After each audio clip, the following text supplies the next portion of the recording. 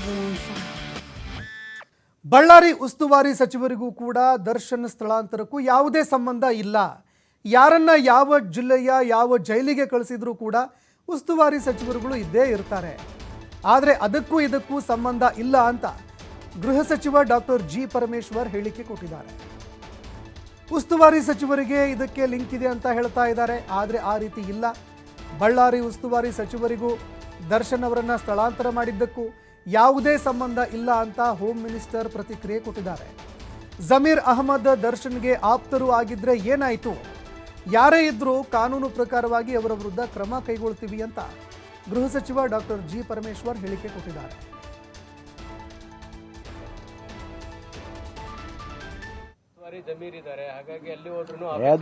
ಅದಕ್ಕೇನು ಸಂಬಂಧ ಇದೆ? ಯಾವ ಜಿಲ್ಲೆಗೆ ಹಾಕಿದ್ರು ಅಲ್ಲೊಬ್ರು ಉಸ್ತುವಾರಿ ಇದ್ದೇ ಇರ್ತಾರಲ್ಲ, ಅದಕ್ಕೂ ಸಂಬಂಧ ಇಲ್ಲ.